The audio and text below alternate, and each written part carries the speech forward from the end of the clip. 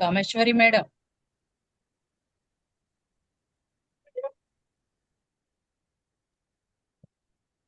ధ్యాన మిత్రులందరికీ ధ్యానాభివందనాలు. బ్రహ్మర్షి పితామహ పత్రిజీ గారికి, అమ్మ స్వర్ణమాల పత్రిజీ గారికి హృదయపూర్వక నమస్కారాలు, ధన్యవాదాలు. శ్రీ తిరుమలనాథ పిరమిడ్ ట్రస్ట్ ఆధ్వర్యంలో టిఎంసి ఛానల్ కు స్వాగతం, సుస్వాగతం. సరికొత్త టాపిక్ తో టిఎంసి ఛానల్ మన ముందుకు వచ్చింది. జ్ఞానామృతం. జ్ఞానామృతం నుండి మనం ఫిఫ్త్ డైమెన్షన్ లో ఉన్నామా లేదా అని చెప్పడానికి హైదరాబాద్ నుండి వెంపటలక్ష్మి మేడం వచ్చి ఉన్నారు. Welcome madam, welcome to TMC channel. Over to you madam. Okay, thank you. Thank you madam. బ్రహ్మర్షి పితామహ పత్రిజీ గారికి, స్వర్ణమాల పత్రి గారికి, నాకు జ్ఞానాన్ని ఇచ్చిన గురువులందరికీ నా ఆత్మపూర్వక ప్రణామాలు. మరి నాకు ఈరోజు అవకాశం ఇచ్చిన టిఎంసి ఆర్గనైజర్స్కి, వింటున్న ఆత్మబంధువులందరికీ నా హృదయపూర్వక నమస్కారాలు. నేను ఈరోజు ఫిఫ్త్ డైమెన్షన్ అనే టాపిక్ని ఎంచుకున్నాను. దీని గురించి నేను తెలుసుకోవాలనుకున్నాను, అందుకనే ఈ టాపిక్ ఎంచుకోవడం జరిగింది. ఫ్రెండ్స్, దీంట్లో మనము ఫిఫ్త్ డైమెన్షన్ అంటే ఏమిటి, ఆ డైమెన్షన్లో ఉండే వాళ్ళ గుణగణాలు ఎలా ఉంటాయి, ఒకవేళ లేకుంటే ఏం చేయాలి, మనం ఆ డైమెన్షన్లోకి ఎలా వెళ్ళాలి, అవన్నీ మనం ఈరోజు తెలుసుకుందాం. నేను కొన్ని వీడియోలు, కొందరు మాస్టర్స్ క్లాసెస్ విని క్లుప్తంగా రాసుకున్నాను. అవి మీకు చెప్తాను ఫ్రెండ్స్. ఈరోజు నాకు తెలుసుకున్న జ్ఞానాన్ని మీతో నేను షేర్ చేసుకుంటాను. అసలు ఈ మానవ జన్మే ఎంతో 84 లక్షల జీవకోటి జీవుల తర్వాత మన మానవ జన్మ వస్తుందని చెప్తున్నారు. ధ్యానం పరిచయం కావాలంటే కనీసం 300 మానవ జన్మలైనా ఎత్తి ఉంటే తప్ప మన ధ్యాన పరిచయం కాదు. ఈ స్థితికి ఈరోజు ఈ క్లాస్ చెప్పడానికైనా వినడానికైనా అర్హత రాదని చెప్తున్నారు. మరి ఒకానొక సందర్భంలో పత్రిసారు విదేశాలలో 10 జన్మలు తీసుకుంటే భారతదేశంలో 1 జన్మ తీసుకోగలుగుతావు అని చెప్పారు. అంటే చూడండి, మనది ఎంత అద్భుతమైనది, ఎంత అమూల్యమైన జీవితం. ఈరోజు నేనున్నాను, మీరున్నారు. అంటే మనమందరం ఆ టార్గెట్ రీచ్ అయ్యాం. భారతదేశంలో పుట్టి ఉన్నాం. అంత గొప్పది ఈ భారతదేశం. మరి బాగుంది, భారతదేశంలో పుట్టాము, ఉన్నాము. ఎంతో పుణ్యభూమిలో మనం జన్మ తీసుకున్నాము. ఎంతో విలువైనది ఈ జీవితం. ఇక్కడి నుంచి ఇంకా మనం ఎదగాలనుకుంటాం, కానీ కిందికి వెళ్ళాలని అనుకుంటాం కదా. సరే, ఈ మధ్య ఒకటి చెప్తూ ఉన్నారు, భూమి 5th డైమెన్షన్లోకి చేంజ్ అయింది, 5th డైమెన్షన్లోకి చేంజ్ అయింది అని చెప్తున్నారు. ఈ 5th డైమెన్షన్ 3 డైమెన్షన్ నుంచి 5th డైమెన్షన్కి చేంజ్ అయింది అంటే ఏమిటి, అసలు అదెలా ఉంటుంది, అందులో మనం ఉన్నామా అని తెలుసుకుందామనే ఈ టాపిక్ ఎంచుకున్నాను ఫ్రెండ్స్. నేను ఈ క్లాస్ చెప్తుంటాను, నాకు తెలిసి నేను ఈ టాపిక్ గురించి తెలుసుకుంటున్నప్పుడు నాకు అనిపించింది, పత్రిసార్ ఫస్టే చెప్పారు, పిరమిడ్ మాస్టర్స్ అందరిది చివరి జన్మే అని. పిరమిడ్ మాస్టర్స్ అందరూ గొప్ప వాళ్ళే అని అవే ఉన్నాయి. నేను చెప్పేవన్నీ మీకు హార్ట్కి ఎక్కడో ఒక దగ్గర టచ్ అవుతూనే ఉంటాయి. మిమ్మల్ని మీరు సెర్చ్ చేసుకోండి. నేను పాయింట్స్ చదువుతుంటాను, మనం ఎంతవరకు ఉన్నాము, ఎక్కడున్నాము, ఇంకేం చేయాలి అనేది మీరు సెర్చ్ చేసుకుంటూ ఉండండి. ఒక పిరమిడ్ కట్టినా ఇదే చివరి జన్మ అవుతుందని చెప్పారు, ధ్యాన ప్రచారం చేసిన చివరి జన్మ అవుతుందన్నారు. అన్నీ మనకు తెలిసిన విషయాలే. ఆల్రెడీ మనం ఈ టార్గెట్కి ఇక్కడికి రీచ్ అయి ఉన్నాము. అయినా తెలుసుకుందాం మరి ఒకసారి. అయితే 5th డైమెన్షన్ అంటే ఏమిటి అంటే, లోతు, వెడల్పు, పొడవు, వెడల్పు, లోతు అనేది సైన్స్. డైమెన్షన్ అంటే డైమెన్షన్స్, పొడవు, వెడల్పు, లోతు అనేది సైన్స్. ఆధ్యాత్మికంగా ఏమిటి అంటే అధిక చైతన్యం, ప్రేమ, శాంతి, ఏకత్వ భావన కలిగిన స్థాయి అని చెప్తున్నారు. ఇది ఆధ్యాత్మిక భావన. ఈ 5th డైమెన్షన్లో ఏముంటుందంటే మొత్తం ప్రేమ, శాంతి, ఏకత్వ భావన కలిగి ఉంటారంట అని చెప్తున్నారు. సరే, 3rd డైమెన్షన్ నుంచి 5th డైమెన్షన్కి వెళ్ళాం కదా మనము. 3rd డైమెన్షన్ నుండి 5th డైమెన్షన్లో మనిషిలో ఎలా మార్పు వస్తుంది తెలుసుకుందాం కొన్ని పాయింట్స్ తర్వాత. థర్డ్ డైమెన్షన్‌లో ఉన్న వాళ్ళు ఎలా ప్రవర్తిస్తారు? హ్మ్. వాళ్ళ ఆలోచన విధానం ఎలా ఉంటుంది? వాళ్ళ మనస్థితి ఎలా ఉంటుందో ఫస్ట్ తెలుసుకుందాం. ఇక్కడ మన దృష్టి ఎక్కువగా డబ్బు సంపాదించడం, ఆస్తి, ఉద్యోగం, ఈ థర్డ్ డైమెన్షన్ వాళ్ళు నేను, నాది అనే భావనతో ఉంటారు. ఎక్కువ ఇది నాది, నేను అనే భావనతో ఉంటారు. పోటీతత్వం ఎక్కువగా ఉంటుంది. భయం ఉంటుంది. కోపం ఉంటుంది. ఏదైనా చేసినప్పుడు ఇతరులు ఏమనుకుంటారో అనే ఆలోచనలో కలిగి ఉంటారు. అంటే ఈ థర్డ్ డైమెన్షన్ వాళ్ళు ఎక్కువగా బయటి ప్రపంచమే ముఖ్యంగా అనిపిస్తుంది వాళ్ళకి. ఎంతసేపు డబ్బు, ఆస్తి, నేను, నాది అనే భావన. ఎవరైనా ఏమని అనుకుంటారేమో, ఇది చేస్తే ఏమనుకుంటారో, అది చేస్తే ఏమనుకుంటారో అనే భావనలో ఉన్నవాళ్ళు థర్డ్ డైమెన్షన్‌లో ఉన్నవాళ్ళు అని అర్థం. సరే. అవగాహన ఫోర్త్ డైమెన్షన్ అంటే అవగాహన మొదలయ్యే దశ అన్నమాట ఇది. థర్డ్ నుంచి ఫిఫ్త్‌కెళ్ళేటప్పుడు ఫోర్త్ డైమెన్షన్ ఉంటుంది. అది అవగాహన మొదలయ్యే దశ. నేను ఎవరు? నా జీవితానికి అర్థం ఏమిటి? ధ్యానం, ఆధ్యాత్మిక వైపు ఆసక్తి, మన ఆలోచనలు, ఆహ్, భావోద్వేగాలను గమనించడం, మంచి చెడు మధ్య మనం ఎంపికలను పరిశీలిస్తుంటాం. ఈ ఫోర్త్ డైమెన్షన్ వాళ్ళేం జేస్తారంటే ఇంగ నేను, నాది, డబ్బు, ఆస్తి అక్కడి నుంచి అసలు నేనెవరు? ఈ జీవితానికి అర్థమేమిటి? ధ్యానం అని ఆధ్యాత్మిక వైపు మన ఆలోచన మొదలవుతుంది. ఆధ్యాత్మికమైన ఆలోచన మొదలవుతుంది. మన భావోద్వేగాలు అంటే కోపము, ప్రేమ వాటి పట్ల మనము ఆలోచనిస్తుంటాం. మంచి, చెడు, కోపం, బాధ గురించి ఆలోచన మొదలవుతుంది ఫోర్త్ డైమెన్షన్‌లో.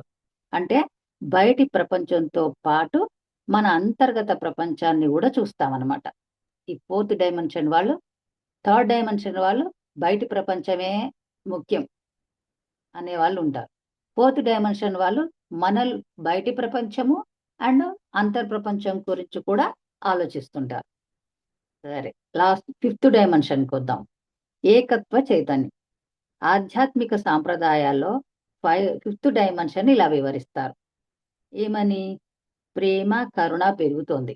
ఫిఫ్త్ డైమెన్షన్‌లో ఉండే వాళ్ళ యొక్క ఆహ్, భావాలు, మాట తీరు, మనసు తీరు ఎలా ఉంటుంది అంటే, ప్రేమ ఎక్కువగా ఉంటుంది. కరుణ ఎక్కువగా ఉంటుంది.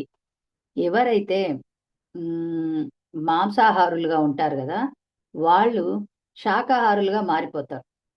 శాకాహారులుగా మారిపోయాడు అంటే, ఈ జన్మలో మాంసాహారిగా ఉండి, శాకాహారిగా మారిపోయాడంటే వాడు ఫిఫ్త్ డైమెన్షన్‌లోకి చేంజ్ అయ్యాడు అని అర్థం జేసుకోవాలి. అంత గొప్పదనమాట. అన్ అన్నిటిని ప్రేమిస్తున్నాడు. చెట్లని, జంతువులని, తోటి మానవులని ప్రేమించడం మొదలుపెట్టినప్పుడు ఇంకా వాడు మాంసాహారం తినలేడు గదా!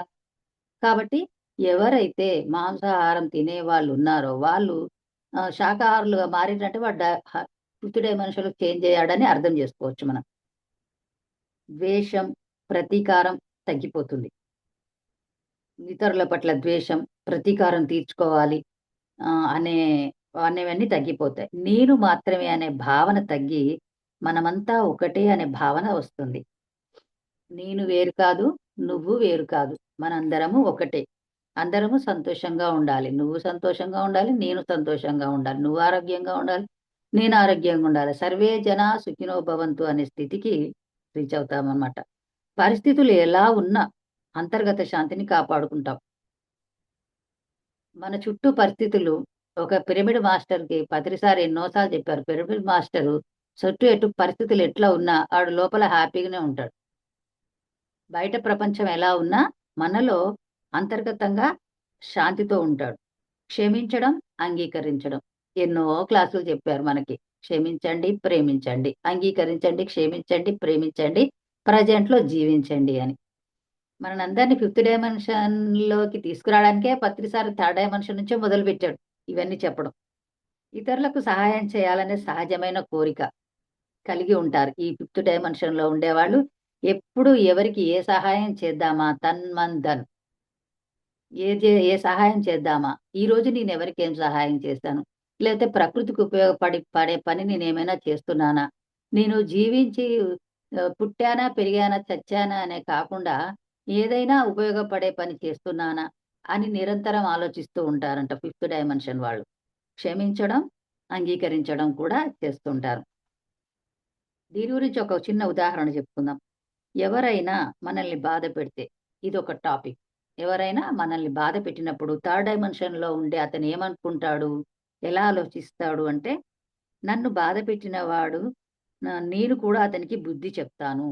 నన్ను బాధ పెట్టినోడిని నేను గూడా బాధ పెడతా. వానికి నేను బుద్ధి చెప్పి తీరుతా అనుకునేవాళ్ళు థర్డ్ డైమెన్షన్‌లో ఉన్నవాళ్ళు అని చెప్తున్నారు. సరే ఇదే మాట ఎవరైనా మనల్ని బాధ పెడితే ఫోర్త్ డైమెన్షన్‌లో ఉన్న అతను ఏం చేస్తాడు? అతనెందుకు అలా చేశాడు?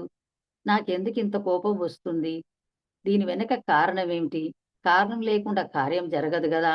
జన్మ జన్మల కర్మలు గదా! అనే ఆలోచనలొస్తుంది. ఫోర్త్ డైమెన్షన్ అతను వెంటనే కోపం తెచ్చుకోడు. ఆలోచిస్తాడు. ఫిఫ్త్ డైమెన్షన్ అతనేం జేస్తాడు? ఎవరైనా బాధ పెడితే అతని ప్రవర్తన నేను అంగీకరించాల్సిన అవసరం లేదు.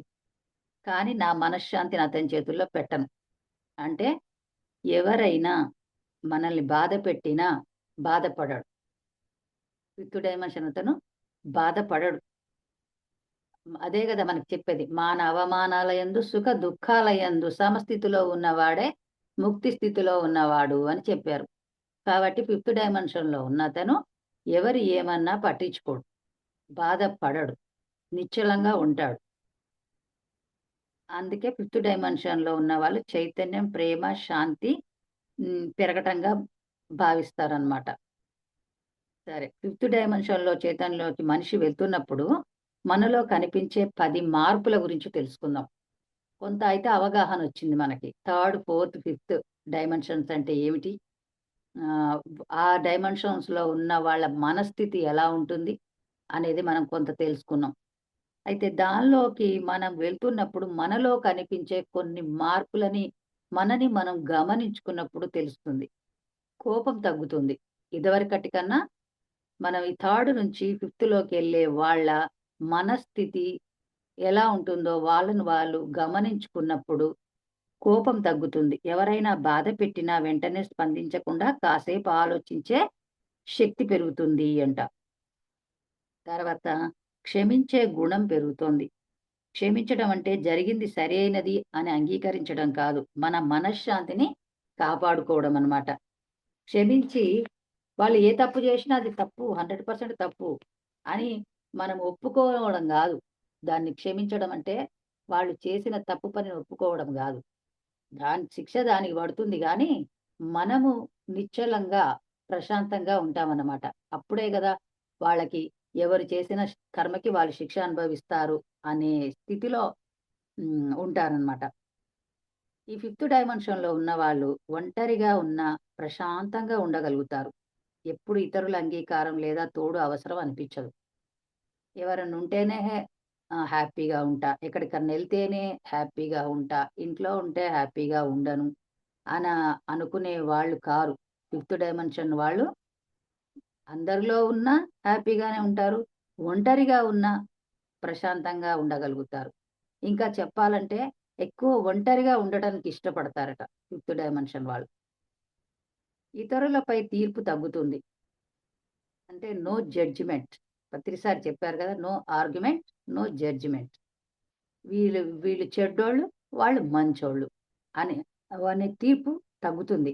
ఎందుకంటే ఒకే వ్యక్తి ఒకరికి దేవుడు, ఒకడికి దుర్మార్గుడు లాగా కనిపిస్తాడు.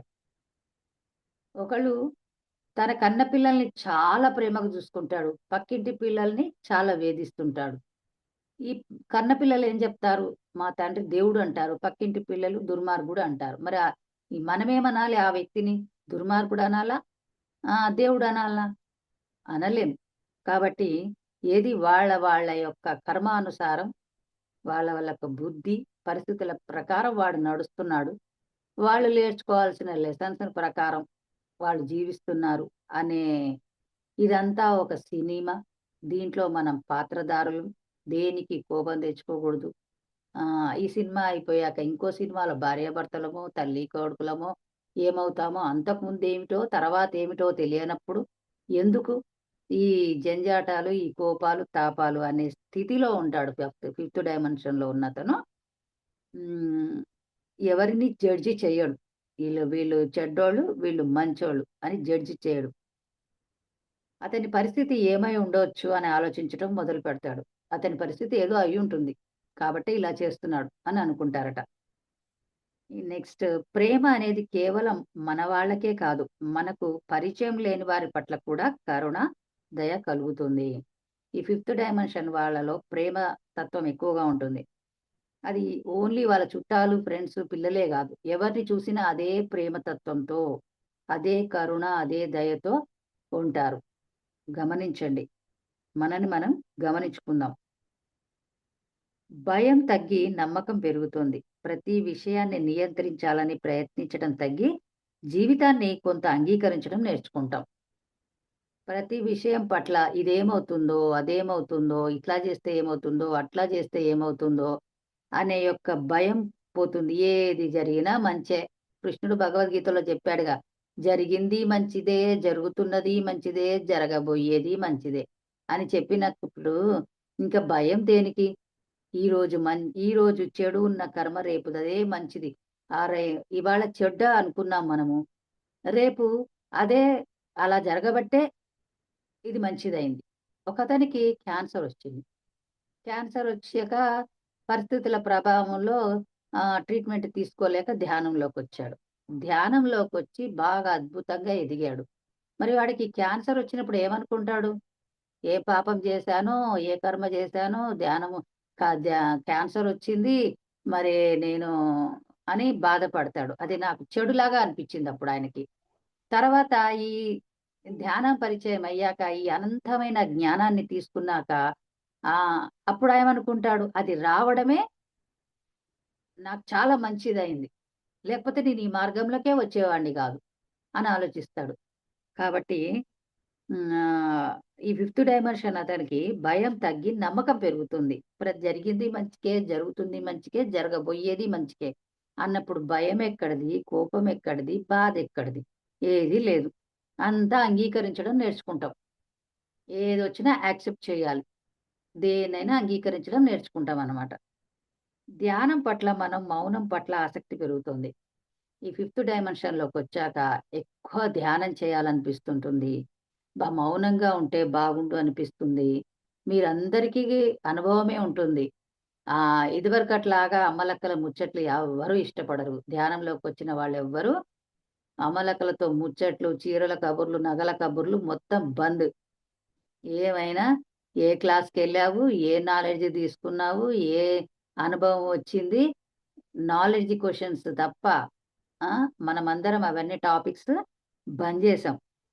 కాబట్టి ధ్యానం పట్ల, తర్వాత మౌనం పట్ల ఆసక్తి బాగా పెరుగుతుంది ఫిఫ్త్ డైమెన్షన్‌లోకొచ్చిన వాళ్ళకి. కొంత సమయమన్నా పక్కన పెట్టి మనలోకి మనం పయనిద్దాం. మనలోకి మనం చూద్దాం అని అనిపిస్తూ ఉంటుందంట ఎక్కువ. ఈ ధ్యాన యజ్ఞానికెళ్దామా మనందరం అదే గదా! అందుకే పత్రి సారు చేసింది అదే. ఈ ధ్యాన యజ్ఞానికెళ్దామా, ఆ ధ్యాన యజ్ఞానికెళ్దామా, ఇక్కడ మౌనంగా ఉందామా, అక్కడ ధ్యానం చేద్దామా అనే ఆలోచనలే తప్ప వేరే ఆలోచనలనేవి ఫిఫ్త్ డైమెన్షన్‌లో ఉన్న వాళ్ళకి ఉండవు. ప్రతికూలమైన విషయాల నుండి దూరంగా ఉండాలనిపిస్తుంది. అనవసరమైన గొడవలు, గ్యాసిప్సు, ద్వేషపూరిత చర్చల కంటే ప్రశాంతమైన వాతావరణం నచ్చుతుంది. ఈ ఫిఫ్త్ డైమెన్షన్ వాళ్ళకి ఆహ్, ప్రతికూలమైన విషయాలు నచ్చవస్సలు. అనవసరమైన గొడవలలో, గాసిప్స్‌లలో ఎంటర్ గారు. అక్కడ పక్కన జరుగుతుంటే వీళ్ళు పక్కకొచ్చేస్తారనమాట. ద్వేషపూరిత చర్చలు చెయ్యరు. ఎంతసేపు ప్రశాంతమైన వాతావరణంలో ఉందాం. మనం ఎంతో కష్టపడితే వచ్చిన ఈ జీవితాన్ని, ఈ అపురూపమైన జీవితాన్ని, అందమైన జీవితాన్ని ఆహ్, ఎంతో ఆనందంగా జీవించాలి గానీ, ఇలాంటి వాటి కోసం మన టైం వేస్ట్ చేస్తామా అనే స్థితిలో ఉంటారు ఫిఫ్త్ డైమెన్షన్ వాళ్ళు. నేను అంటే మనం అనే భావన పెరుగుతుంది. నేను అంటే నేను కాదు మనం. మనమందరం. ఒక టూరెళ్ళాం మేము. ఎళ్ళినప్పుడు ఆహ్, మామూలుగా కలిసి ఆ ఊర్లో వేరే వెహికల్ తీసుకొని వాళ్ళతో కొంతమంది నాన్ మెడిటేటర్స్, మేము మెడిటేటర్స్ కలిసి వెళ్ళామనమాట. వెళ్ళినప్పుడు మన వాళ్ళందరూ పచ్చళ్ళు, పొళ్ళు తీసుకొనొస్తారు. వచ్చినప్పుడు అందరికీ పెట్టడం మనకలవాటు. అలాగే వాళ్ళకి గూడా పెట్టడం జరిగింది. వాళ్ళేమన్నారు తెలుసా? "మీరందరూ పరిచయస్తులా? చుట్టాలా? బంధువులా? మీరందరూ ఇంత చక్కగా కలిసిపోయి తెచ్చుకునేయన్నీ ఒకరు ఒకరు పెట్టుకుంటున్నారు. పరిచయమే లేని మాకు గూడా పెడుతున్నారు." ఆ! అని వాళ్ళు అడిగితే అప్పుడు మాకర్థమైంది. నిజమే గదా! వేరే వాళ్ళు ఇంత క్లోజ్‌గా ఉండరు గదా! ఆ! అంటే మనము ఈ సొసైటీకొచ్చి ధ్యానం తెలుసుకొని పత్రి గురువును పొంది, నేను అంటే నేను కాదు మనము అనే భావనలో జీవిస్తున్నాము. అంతా మనమే, మనమే అంతా, అందరూ మన వాళ్ళే అనే యొక్క స్థితికి మనము ఎదిగాము. మనకు తెలియకుండానే మనం ఎదిగాము అనేది మాకర్థమైంది. వాళ్ళెంత సంతోషపడ్డారంటే అంత సంతోషపడ్డారు. ఇతరుల సంతోషం కూడా మనకు ముఖ్యంగా అనిపిస్తుందనమాట. అదే చెప్తున్నారు. సరే. మరి పరిస్థితులు మారకపోయినా మన స్పందన మారుతుంది. అంటే బయట తుఫానున్నా లోపల ప్రశాంతంగా ఉండడం ఫిఫ్త్ డైమెన్షన్ వాళ్ళకి ఫిఫ్త్ డైమెన్షన్ చైతన్యానికి నిదర్శనం అని చెప్తున్నారు. మన చుట్టూ ఎంతో రా గందరగోళాలుంటాయి. మనము మన పరిస్థితులు మనసు మన చేతుల్లో ఉంటుంది గానీ, మన చుట్టూ ఉన్న పరిస్థితులు మన చేతుల్లో ఉండవు. పక్కింటామె ఏదైనా అనొచ్చు. ఇంట్లో వాళ్ళు తిట్టొచ్చు. బయట వాళ్ళు గొడవ పెట్టొచ్చు. ఆ! ఆహ్, ఏదో ఒకటి వాళ్ళందరూ మన చేతిలో ఉండరు గదా! మన చుట్టూ పరిస్థితులు మన చేతుల్లో ఉండకపోయినా, బయట ఎలాంటి తుఫాన్ ఉన్నా అంటే తుఫాన్ అంటే వర్ష తుఫాన్ కాదు. పరిస్థితుల ప్రభావం ఎలా ఉన్నా, వీళ్ళు లోపల ప్రశాంతంగా ఉంటారు. ఫిఫ్త్ డైమెన్షన్ వాళ్ళు. ఆ చైతన్యానికి రీచ్ అయిన వాళ్ళు ఎలాంటి గొడవలు జరుగుతున్నా నిమ్మకు నీరెత్తినట్టున్నారు అంటారు చూడండి. అలా ఉంటారనమాట. ఒక్క మాటలో చెప్పాలంటే ఈ థర్డ్ డైమెన్షన్ వాళ్ళు నాకేం దొరుకుతుంది? నాకేమొస్తుంది? నేను, నాది అనే దాంట్లో ఉంటారు. ఫోర్త్ డైమెన్షన్ వాళ్ళు నేనెవరు? ఎందుకొచ్చాను? ఇలా ఎందుకు ఆలోచిస్తున్నాను? అనేవాళ్ళు. ఫిఫ్త్ డైమెన్షన్ వాళ్ళు నేను మరియు ఇతరులు వేరు కాదు. ప్రేమతో ఎలా జీవించగలను అనే స్థితిలో ఉంటారు. నేను, ఇతరులు వేరు కాదు. అందరం ఒకటే అనే స్థితిలో ఫిఫ్త్ డైమెన్షన్ వాళ్ళుంటారు. ఫిఫ్త్ డైమెన్షన్ అంటే ప్రేమ, శాంతి, కరుణ పెరగడం, ఏకత్వంలో జీవించడం అని మనం ఒకసారి చెప్పుకున్నాం. సరే. ఇంతవరకు బానే ఉంది. ఇంకా కొన్ని డౌట్స్ ఉంటాయి. మనం ఫిఫ్త్ డైమెన్షన్‌లో ఉన్నామా? కొన్ని తగిలాయి మనకి, కొన్ని తగలలేదు. మన మనసుకి కొన్ని టచ్ అయ్యాయి, కొన్ని కాలేదు. అనేది మనం ఫిఫ్త్ డైమెన్షన్‌లో ఉన్నామా? అనే క్వెషన్ వచ్చింది. దానికి చూడండి ఫ్రెండ్స్ మనకి నంబర్స్ కనిపిస్తుంటాయి. ఏంజిల్స్ నంబర్స్ అని అంటుంటారు. 1111, 222, 555, 444 అని వాహనాల మీద గానీ, వాచీలో గానీ, సెల్లులో గానీ, లేకపోతే టీవీలో గానీ, ఎక్కడో ఒక దగ్గర ఇట్లా చూడంగానే హ్మ్, మనం ఐడెంటిఫై జేస్తాం. అరే! 3 5లు కనిపిస్తున్నాయే. అరే! 4 1లు కనిపిస్తున్నాయే అని ఐడెంటిఫై జేస్తాం. అది ఏంటి సంకేతం అని ఏంజిల్స్ బుక్ అని ఒక అమ్మాయి ఏంజిల్ క్లాస్ తీసుకుంది. ఆ అమ్మాయి ఆ బుక్‌లో రాసింది మొత్తం ఆ నంబర్స్‌కి ఆ అర్థం ఏమిటి? ఆ నంబర్స్ ఎందుకు కనిపిస్తాయి అని. ఆ నంబర్స్ కనిపిస్తున్నాయి అంటే మనం ఏంజిల్స్‌తో కనెక్ట్ అయి ఉన్నామని అర్థం. ఇంకా పత్రి సార్ చెప్తారు గదా! ప్రతి ఒక్కరికి 2 ఏంజిల్స్ పక్కనే ఉంటాయి. ఒక వృద్ధ ఏంజిల్, ఒకటి యంగ్ ఏంజిల్ మనకి హెల్ప్ చేయడానికి. ఎప్పుడైనా మనం వాళ్ళతో కనెక్ట్ అయి ఉంటే, వాళ్ళు మనకు హెల్ప్ చేయడానికి ఎప్పుడు రెడీగా ఉంటారంట. 2 ఏంజిల్స్ మనకు తోడుగా ఉంటాయి అని జెప్పారు. ఈ ఏంజిల్స్ మెసేజెస్ ఇస్తుంటాయన్నమాట. అట్లా నంబర్స్ కనిపించడం. ఇప్పుడు కనిపించినా మనం గుర్తించకపోతే వేస్టే గదా! ఆ నంబర్స్ కనిపిస్తాయి ఒక్కొక్కసారి. కానీ మనకు మైండ్‌లోకెళ్ళదు. అది 1111, 222, 555 అని. ఎళ్ళింది అంటే మనం గుర్తించాము అంటే ఏంజిల్స్ కనెక్ట్ అయి ఉన్నారు అని అర్థం జేసుకోండి. మనం ఫిఫ్త్ డైమెన్షన్‌లో ఉన్నామా అనడానికి కొన్ని ఉదాహరణలనమాట నేను చెప్పేవిప్పుడు. నంబర్‌లు కనిపిస్తున్నాయి అంటే మీరు ఫిఫ్త్ డైమెన్షన్‌లోకి ఎంటర్ అయ్యారు అని అర్థం. అనుకోగానే ఫోనొస్తుంది. ఇప్పుడు నన్ను ఒకరు తలుచుకున్నారు. నేను మా సిస్టర్‌ని తలుచుకున్నా. తలవంగానే మా చెల్లె నాకు ఫోన్ చేసింది. లేతే నా ఫ్రెండ్‌ని తలుచుకున్నా. తలుచుకోంగానే ఆమె దగ్గర నుంచి ఫోనొచ్చింది. అది మన జీవితంలో సహజంగా జరుగుతది పిరమిడ్ మాస్టర్‌ల జీవితాలలో. ఆహ్, అలా వచ్చింది అంటే మీరు ఈ ఫిఫ్త్ డైమెన్షన్‌కి రీచ్ అయ్యారని అర్థం. ఫిఫ్త్ డైమెన్షన్‌కి రీచ్ అయ్యారని అర్థం జేసుకోండి. పెండింగ్ పనులు, అనుకున్న పనులు జరిగిపోతుంటాయి. ఎప్పటినుంచో ఉన్న పెండింగ్ పనులు అవలీలగా జరిగిపోతాయి. మన మన పనులు ఏవైనా కొన్ని పెండింగ్‌లో ఉంటాయి.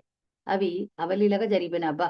ఎప్పటినుంచో పెండింగ్ ఉంది. ఇది టకీమని జరిగిపోయింది అనుకుంటాం. అప్ ఇది కూడా ఒక సంకేతం.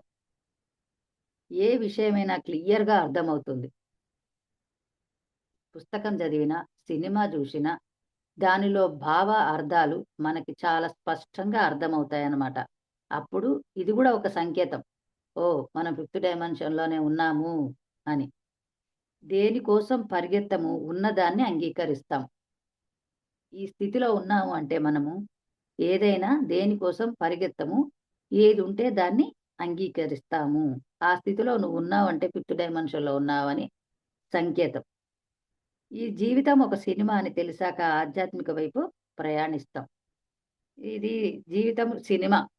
ఒక ఓషో దగ్గరికి ఒక సినిమా యాక్టర్ వచ్చాడట. వచ్చి నేను ఎలా జీవించాలి అని అడిగాడట. అడిగితే సినిమాలో జీవించు, జీవితంలో నటించు అని జెప్పాడంట. 2 సక్సెస్ అయితాయి. సినిమాలో జీవిస్తే సినిమా సక్సెస్ అవుతుంది. జీవితంలో నటిస్తే జీవితం సక్సెస్ అవుతుంది. జీవితంలో నటించాలి గానీ జీవించగూడదు. జీవిస్తే కర్మలంటుకొని వదిలించుకోలేక జన్మ జన్మలెత్తుతాం. ప్రేమ పెంచుకోవద్దు, ద్వేషము పెంచుకోవద్దు. ఆ క జీవిస్తే అవన్నీ పెంచుకుంటాం. పెంచుకోవడం వల్ల ఏమవుతుంది? కర్మలు పెరుగుతాయి. జన్మలు తీసుకోవాల్సొస్తుంది. కాబట్టి జీవితంలో నటించు. సినిమాలో జీవించు. జీవిస్తే సినిమా హిట్ అవుతుంది అని చెప్పాడంట. అలా హ్మ్. అలా ఉంటాం. ఎమోషనల్ హీలింగ్ అంటే గతం తాలూకు గాయాలన్నీ రిలీజ్ అవుతాయి. మనం ఎన్నో బాధలు, కష్టాలు ఇవన్నీ మనం ఎదగడానికి తెచ్చుకున్నయే గదా! అనే అని అర్థం చేసుకుంటాము. ఈ ఫిఫ్త్ డైమెన్షన్‌లోకొచ్చాక. లేకపోతే బాధ, బాధ, బాధ, బాధ, కష్టం, కష్టం, కష్టం అని అనుకుంటాం. థర్డ్ డైమెన్షన్‌లో ఉన్నప్పుడు. ఫిఫ్త్ డైమెన్షన్‌లోకొచ్చాక అవన్నీ నేను ఎదగడానికి తెచ్చుకున్న ఎన్ని కష్టాలుంటే అంత ఎదగడానికి తెచ్చుకున్నాను. ఆహ్, గట్స్ ఉన్న వాళ్ళు మాత్రమే కష్టాలను ఎక్కువ తెచ్చుకుంటారని చెప్పాడు సారు.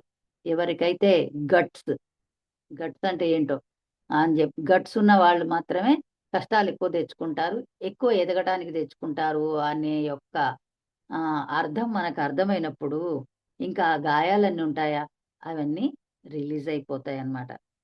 అవన్నీ రిలీజ్ అయిపోతున్నాయి, రిలీజ్ అయిపోయాయి అంటే నువ్వు ఫిఫ్త్ డైమెన్షన్‌లో ఉన్నావు అని అర్థం జేసుకో. ప్రేమ, కరుణ పెరుగుతాయి. పగవారిని చూసినా ద్వేషం కలగదు. ఎందుకంటే ఈ జీవితం ఒక సినిమా అని అర్థమవుతుంది కదా! అందరికీ సహాయం చేయాలనే గుణం పెరుగుతుంది.